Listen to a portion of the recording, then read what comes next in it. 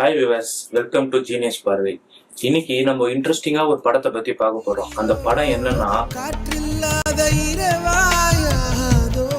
மணிரத்னம்.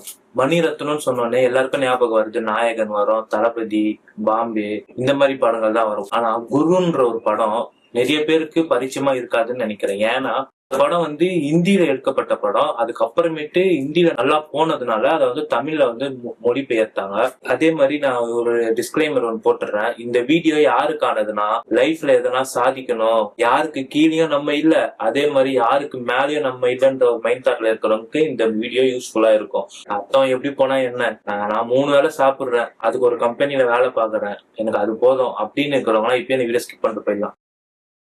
ஏதோ ஒரு சந்தர்ப்பத்துல அந்த படத்தை நம்ம எல்லாரும் சின்ன வயசுல பார்த்திருப்போம். ஆனா நிறைய பேருக்கு அந்த படத்துக்கு மேல பெரிய ஒரு அட்ராக்ஷன் இருக்காது. நானும் அந்த மாதிரிதான் அந்த படத்தை விட்டேன். சரி, இப்போ ரீசெண்டா ஏதோ ஒரு இன்ஸ்டா ரீல்ஸ்ல அந்த படத்தை பத்தின ஒரு சீன் பார்த்தேன். சரி, இந்த படம் பார்ப்போம்னு சொல்லிட்டு பார்த்தா, அந்த சின்ன வயசுல அந்த படத்து மேல நமக்கு என்ன ஒரு கண்ணோட்டம் இருந்ததோ அது மொத்தமா சேஞ்ச் ஆகி 2025 நான் இப்ப இருக்கேன்ல, என்னதான் பாம்பே வேல் நாயக்கர் கண்ட்ரோல்ல இருந்தாலும் அதுக்குன்னு குருபாய் எல்லாம் அடிச்சிட முடியாது.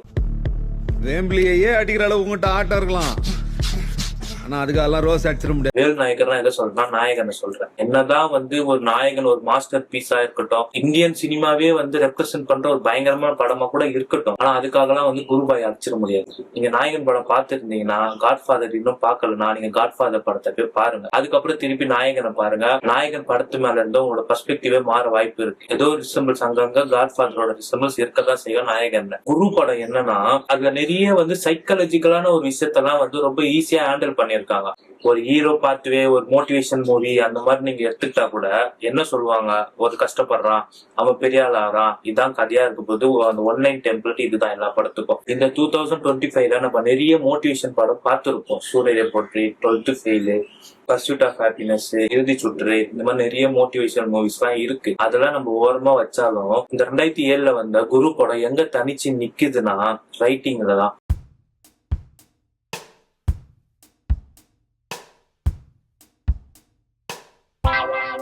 நான் ஸ்டார்டிங்ல சொன்ன மாதிரி இந்த படத்துல நிறைய சைக்காலஜிக்கலான விஷயத்தெல்லாம் ரொம்ப ஈஸியா ஹேண்டில் பண்ணிருப்பாங்க.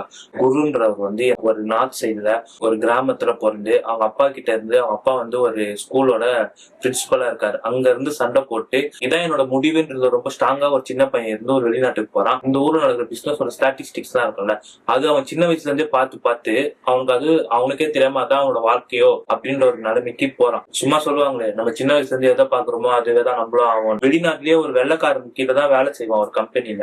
அவனுக்கு ஒரு நல்ல ஒரு போஸ்டிங் வந்துடும், ஒரு மேனேஜர் போஸ்டிங் வந்துடும். கூட இருக்கிற ஒருத்தர் கூட சொல்லியிருப்பாரு, 13 வருஷம் ஆயிடுச்சு எனக்கு இந்த போஸ்டிங் வர்றதுக்கு, உனக்கு இப்ப ஈஸியா கிடைச்சிருச்சு. அங்க குருபாய் எடுக்கிற முடிவு தான் ரொம்ப பெரிய இந்த படத்தோட டேர்னிங் பாயிண்ட். அந்த இடத்துல அவர் என்ன சொல்லுவாருன்னா, நான் நல்லா வேலை செய்யறேன்ல, அதான் நான் நல்லா வேலை செய்யறேன்னு வெள்ளக்காரனும் ஒத்துக்கிட்டானே, அதுக்கப்புறம் அவனுக்கு கீழே நான் ஏன் வேலை செய்யணும், நான் எனக்காக வேலை செய்ய போறேன். இதுதான் ஒரு பிசினஸ் பண்றதா இருக்கட்டும், எந்த ஒரு விஷயமா இருக்கட்டும், மோட்டிவேஷனுக்கு நம்ம யாருக்காக உழைக்கிறோம், நம்ம யாருக்காக இருக்கிறோம் அப்படின்ற ஃபர்ஸ்ட் தாட் இருக்குல்ல, அதுதான் ஃபர்ஸ்ட்லயே இந்த படத்துல சொல்லிட்டாங்க. அப்போ ஒரு ஆடியன்ஸா எனக்கு பாக்குறப்போ, இப்ப நான் பிசினஸ் பண்றேன், எனக்கு ஒரு மோட்டிவேஷன் தேவைப்படுறப்போ அது அங்க ஒரு ஃபிளிக் ஆகுது. அந்த ஃபிளிக் எனக்கு படம் ஃபுல்லா பார்க்க வைக்க தோன்றதுல. குருக்கு ரொம்ப க்ளோஸான ஒரு ஃப்ரெண்ட் இருக்காரு. அந்த ஃப்ரெண்டு ஃப்ரெண்டு கிட்ட சொல்றாரு, நான் இந்த மாதிரி அந்த வேலைக்கு போறது இல்ல, நான் இந்த மாதிரி பிசினஸ் தான் பண்ண போறேன், இந்த மாதிரி நூல் பிசினஸ் பண்ண போறேன், நான் இன்னும் ஒரு 10 வருஷத்துல நான் தயாரிக்கிற துணியை தான் இந்தியா ஃபுல்லா போடுவாங்க அப்படின்ற ஒரு சின்ன பையன் சொல்றான். அப்போ ஃப்ரெண்டு ஒரு ஐடியா கொடுக்குறாரு, என்னன்னா இந்த மாதிரி எங்க வீட்டுல என் தங்கச்சி இருக்கு, என் தங்கச்சி நீ கல்யாணம் பண்ணிக்கோ, எங்க அப்பா கிட்ட பேசி உனக்கு வரதட்சணை 15,000 ரூபாய் வரும், அதை வச்சு நம்ம பிசினஸ் ஸ்டார்ட் பண்ணலான்ற ஒரு சின்ன ஒரு ஐடியா இருக்குல்ல. அந்த ஐடியாக்குள்ள அபிஷேக் பச்சன் அந்த குரு போறாரு. போயிட்டு அதே மாதிரி ஐஸ்வர்யா கல்யாணம் பண்ணிக்கிறாரு, காசு எடுத்துட்டு கொல்கட்டா வராரு. கொல்கட்டா அந்த பிசினஸ் குள்ள வராரு. ஸ்டார்டிங்ல ஒரு ட்ரபிளா இருக்குல்ல, நீ தான் இங்க இது பண்ண மாட்டேன், அது பண்ண மாட்டேன், ஒரு 50. அதான் எப்படின்னா, பிசினஸ்ன்றது பெரிய ஆளுங்க தான் பண்ணணும், பணக்காரங்க தான் பண்ணணும், ஒரு மிடில் கிளாஸ்ல இருக்கிறோம் பிசினஸ் குள்ள வரக்கூடாது அப்படின்ற ஒரு விஷயம் இருக்குல்ல. அதை அப்பவே ரொம்ப அப்பட்டமா சொல்லியிருப்பாங்க அந்த படத்துல. ரிஸ்க் தான் பிசினஸ்க்கு என்ன தேவை, ரிஸ்க் தேவை. நீங்க இந்த படம் ஃபுல்லா பாக்குறப்போ ஒரு சின்ன சின்ன ரிஸ்க். இப்போ அந்த இடத்துல நீங்க உங்களை வச்சு பாருங்க, அந்த குரு எடுத்த டிசிஷன் நம்ம எடுத்துருக்க மாட்டோம். ஆனா குரு அந்த டிசிஷன் எடுத்ததால்தான் லைஃப் டோட்டலா சேஞ்ச் ஆகும். நம்ம ஒரு விஷயத்தை நோக்கி ஓடணும்னா நமக்கு ரிஸ்க் எடுக்க தெரியணும். ரிஸ்க்னா தப்பான ஒரு வார்த்தையா நீங்க எப்பவுமே நினைச்சுக்காதீங்க. உங்களை எது பயம்புறுத்தி உட்கார வைக்குதோ, ஐயோ இது பண்ணா இது ஆயிடுமோன்ற ஒரு பயம்புறுத்துதோ, அதை உடைச்சு வரீங்களா, அது பேர் தான் ரிஸ்க். நீங்க இதை இம்ப்ளிமெண்ட் பண்ணி பாருங்க, உங்களுக்கும் இது யூஸ்ஃபுல்லா இருக்கும். அவரோட ஸ்டார்டிங் ஸ்டேஜ்ல இருந்து அவர் பெரிய ஆளா ஆகுற வரைக்குமே அவருக்கு நிறைய பிரச்சனை இருக்கும். நிறைய பேர் அவர் கூட கூட இருக்கிறவங்களே வந்து அவர் புரிஞ்சிக்காம ஒரு எதிர்ப்பு மூலியமா, நமக்கு ரொம்ப பிடிச்சவங்க நம்ம எதிர்க்கிறதுனாலயோ அவங்க வார்த்தை மூலியமாவோ குருக்கு வந்து நிறைய பிரச்சனைங்க வந்துட்டு தான் இருக்கும். குருன்றவர் என்ன பண்ணுவாருன்னா இது எதையுமே கண்டுக்க மாட்டாரு. இதை நான் வந்து எப்படி நான் அதை புரிஞ்சுக்கணும்னா, அது உங்களுக்கு ரொம்ப பிடிச்சவங்களா கூட இருக்கட்டும், அவங்களுக்கு உங்களை பிடிக்கலன்னா அது அவங்க லைஃப். உனக்கு உன்னை பிடிச்சிருக்குன்னா அது உன் லைஃப், நீ உன் லைஃப்காக வாழு. இந்த படத்துல எனக்கு இன்னொரு ஒரு விஷயமும் எனக்கு வந்து கொஞ்சம் டிராஜடியான ஒரு விஷயமா இருந்தது. நார்த் இந்தியன்ஸ் வந்து நம்ம வந்து இங்க சவுத்துல உட்காந்து நம்ம நார்த் இந்தியன்ஸ் ரொம்ப கலாய்க்கிறோம். உங்களுக்குமே இப்ப நிறைய தெரிஞ்சிருக்கும், இந்த மாதிரி 30 ரூபாய்க்கு பண்றேன் 40 ரூபாய்க்கு பண்றேன்னு. நம்ம ஏன் அதை வந்து ஒரு பிசினஸ் ஸ்டாட்டிஸ்டிக்ஸா யோசிக்க மாட்டோம்னு எனக்கு தெரியல. நார்த் இந்தியன்ஸ் வந்து எந்த லெவலுக்கும் இறங்கி கஷ்டப்பட ரெடியா இருக்காங்க. நம்ம ஒரு சேஃப் ஜோன்லயே இருக்கோம். இப்போ ஒரு எக்ஸாம்பிள் சொல்றேன் பாருங்களேன். இது ஒரு படத்திலே டைலாக்காவே வந்திருக்கும். இங்க இருந்து ஒரு அப்துல் கலாம் ஐயா போனது நமக்கு ரொம்ப பெருமையா இருக்கு. இங்க இருந்து ஒரு அஸ்வின் போய் கிரிக்கெட்டுக்கு ஆடுறது, இப்ப வாஷிங்டன் சுந்தர் இவங்க எல்லாம் ஆடுறது நமக்கு ரொம்ப பெருமையா இருக்கும். இப்போ கண்ணகி நகர் கார்த்திகா போயிட்டு நேஷனல் கபடியில போய் ஆடிட்டு வந்திருக்குது நமக்கு அது பெருமையா இருக்கு. நம்ம இங்க இருந்து ஒருத்தர் போறதே நம்ம ரொம்ப பெருமையா பேசிக்கிட்டே இருக்குமோ, ஒரு லூப்ல உட்காந்து பேசிக்கிட்டே இருக்குமோ. நார்த் இந்தியன்ஸோட பிசினஸ் மைண்ட் செட் என்னன்றத கிளியரா காமிச்சிருப்பாங்க. நம்ம தான் வந்து அவங்க ரொம்ப ஒரு மாதிரி கலாச்சோ பானிபூரிக்காரன்ற அப்படிலாம் கிடையாது. எந்த ஊர்ல வேணா இருங்க, தமிழ்நாட்டுல எந்த ஏரியால வேணா இருங்க, உங்க ஏரியாவோ தெருவோ அந்த தெருமுனை வரைக்கும் போயிட்டு வாங்க. நீங்க எவ்வளவு நார்த் இந்தியன்ஸை பாக்குறீங்கன்றது மட்டும் பாருங்க. இதை வந்து நான் வந்து வேற எப்படியும் சொல்ல, ஏன்னா அவங்க உழைக்க ரெடியா இருக்காங்க. இதே நம்ம போயிட்டு நம்மள போய் குஜராத்லயோ எங்கேயோ உத்தரப்பிரதேசல எங்கேயோ விட்டா நம்ம உழைக்க ரெடியா இருப்போமா? ஐயா அவன் ஊர்ல போய் நான் ஏன் உழைக்கணும்ன்ற ஒரு கேள்வி நமக்குள்ள வரும். அந்த கேள்வி அவங்களுக்குள்ள வராதுன்னு இருக்கும். அவங்க க்ரோ ஆகிக்கிட்டே போறானுங்க. நம்மள வந்து என்னதான் அவங்க வந்து நாலேஜ்ல கம்மியா இருந்தாலும் உழைப்புல அவங்கதான் வந்து ஸ்ட்ராங்கா இருக்காங்களோன்னு எனக்கு தோணுது. இப்ப நம்ம எங்கேயோ டிராவல் பண்ணிட்டு இருக்கப்போ பக்கத்துல வந்து ஒரு இந்திக்கார பையா வந்து ஒரு பாட்டு அவனோட ஊர் பாட்டு கேட்டானா நம்ம இன்னும் எதை கத்தினுக்கிறாங்க அப்படின்ற மாதிரிதான் நமக்கு ஃபீல் இருக்கும். ஓகேவா? இங்கதான் நீங்க வந்து இந்த படத்துக்கு மியூசிக் போட்டா ஏஆர் ரஹ்மானை அப்ரிசியேட் பண்ணணும். ஏன் அப்ரிசியேட் பண்ணணும்னா ஒரு ஹிந்தி பிலிமுக்கு மியூசிக் போட்டிருக்காரு. அது எந்த வகையிலும் தமிழ் ஆடியன்ஸுக்கும் அந்த ஃபீல் கட் ஆகாம அதை அப்படியே கனெக்ட் பண்ணிருக்காருல்ல.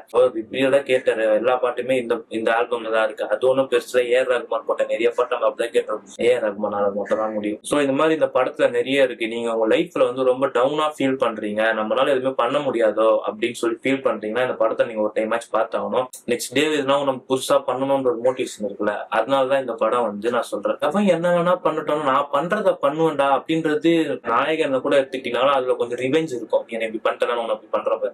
ஆனா இந்த படத்துல அது எதுவுமே இருக்காது. அப்படியே ரொம்ப பிளெயினா நான் வளர போறேன், நான் குடும்பத்துக்காக வளர போறேன். இந்த குரு படம் பார்த்துட்டு என் மைண்ட் செட் எப்படி இருக்குன்னா, இப்பெல்லாம் அப்பப்ப தோணுது ஒருவேளை வேலு நாயக்கரோட குருநாத்தே நல்லா வரும் அப்படின்னு.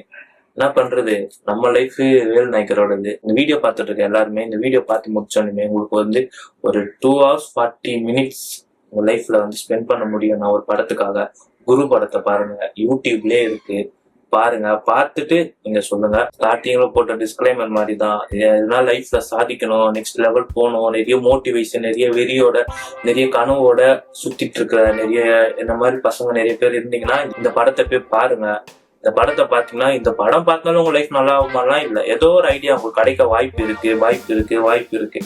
அதே மாதிரி ஒரு மோட்டிவேஷனே இல்லாம காலை ஏஞ்சோம் போனோம் வந்தோம் சாப்பிட்டோம் தூங்கணும் இப்படி இருக்கிறவங்க இந்த படத்தை பார்த்தா மோட்டிவேஷன் ஆவீங்க. ஆனா அது ரொம்ப நாளைக்கு அந்த மோட்டிவேஷன் இருக்காது. நீங்க அப்படியே இருக்கு.